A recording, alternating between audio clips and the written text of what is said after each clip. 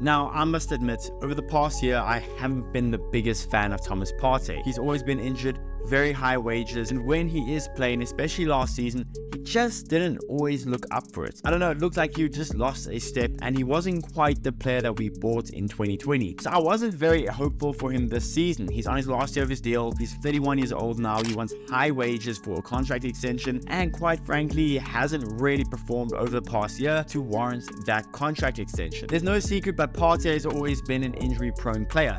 And last season, we saw yet more injuries from him, seeing him miss a grand total of 34 games for club and country last season alone. The season before, he missed just 6. But since joining Arsenal, Thomas Partey went from only missing 7 games for Atletico Madrid in his whole career to when joining Arsenal now missed 80 games for club and country since joining Arsenal. That, plus him getting older every year, plus his contract being up at the end of the season, I didn't have much hope for Thomas Partey. With each passing game last season, it seemed like he was just less and less effective. I remember even making a video saying that we should look to sell Thomas Partey in the summer. Now, I know that sounds very stupid, but I don't think a lot of Arsenal fans at the time fully disagreed with that sentiment. But Partey this season has looked renewed. He's looked fitter than ever, stronger than ever. He looks like he's really on pace with everything. He, for some reason, is actually becoming a crucial part of our team again, and he's looking like the Thomas Partey we saw in the 22-23 season. But has Partey finally become the player Arsenal always envisioned, or is his time simply running out and this is his last good stint?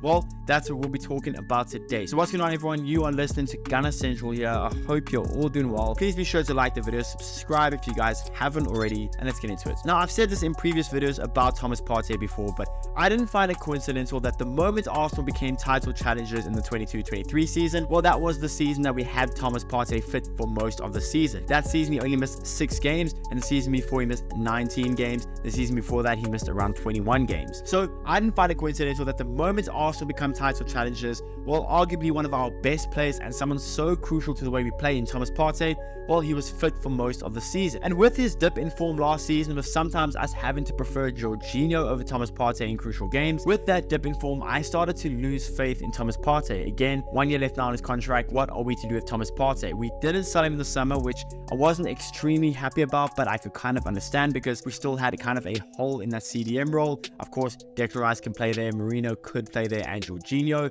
but no one is quite as natural in that position as Thomas Partey, at least not in our squad. So this season, I was quite interested to see how Arsenal and Arteta uses Thomas Partey. Would he be simply a backup option coming off the bench, or would he still be our start in our best 11, but would we start phasing him out? Well, what he has done for Arsenal this season has been vital for us. He's already played 12 games in all competitions, playing in every single Premier League game, including scoring a crucial goal against Aston Villa. He's played the full 90 in 7 of our last 9 Premier League games, and he is actually making a huge impact for the squad, but not just in the defensive midfield position where he is doing so well. At right back, he's actually done pretty well. In our previous game against Liverpool, he kind of pocketed Luis Diaz. Now, I don't think Thomas Partey was absolutely elite, but he was really strong against Luis Diaz, made it very difficult for Luis Diaz to have any space, and there's maybe one time I can remember at the top of my head where Luis Diaz actually managed to skip past Thomas Partey and cause havoc. And the fact that Thomas Partey is now a 31-year-old player who is primarily known as a midfielder, playing at right back when needed, that is vital to Arsenal, especially with our defensive injury crisis at the moment. But when Thomas Partey is playing in defensive midfield, what makes him so special? Well, one thing Thomas Partey brings and has always brought to this Arsenal team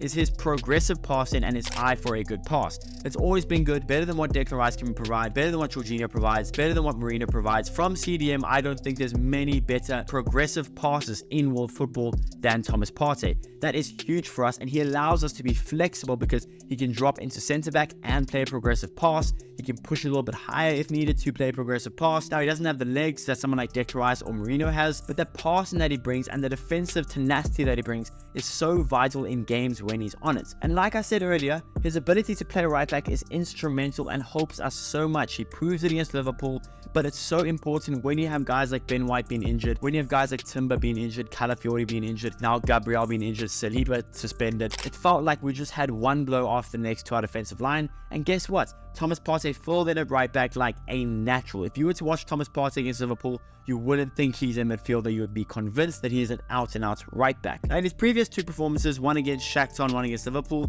I think those have been his best performances of the season by a mile. Against Shakhtar, he had some really impressive numbers: an 89% pass completion rate, 6 tackles and interceptions, 62.5% ground duel success rate, and 1 key pass. Again, this is not a typical performance you expect from a CDM to be so good passing wise and still so good defensively. And then against Liverpool, like I said, he locked down Luis Diaz, and he still recorded a dual success rate of 61.9% out of a total of 5 tackles. Diaz had to get brought off the pitch. That's how well Partey was doing against Liverpool. Now, he still does have his downsides, of course. I mean, his injury history, you just can't ignore it. The injuries he's had since joining Arsenal and the fact that he's getting older, you just can't ignore it. Plus the fact that there are repeated hamstring and groin injuries. There are something you have to worry about, and you have to question now with his contract coming up, what is the right thing for Arsenal to do? Of course, immediately you think, well, he's playing well, he's really helping the team, he provides depth, he provides experience, he provides some leadership. Why not extend his contract? And even if he is playing at a world-class level right now, you still have to consider the fact that his body, is it reliable enough to even give him another 3-year deal? On the wages that he'll probably demand,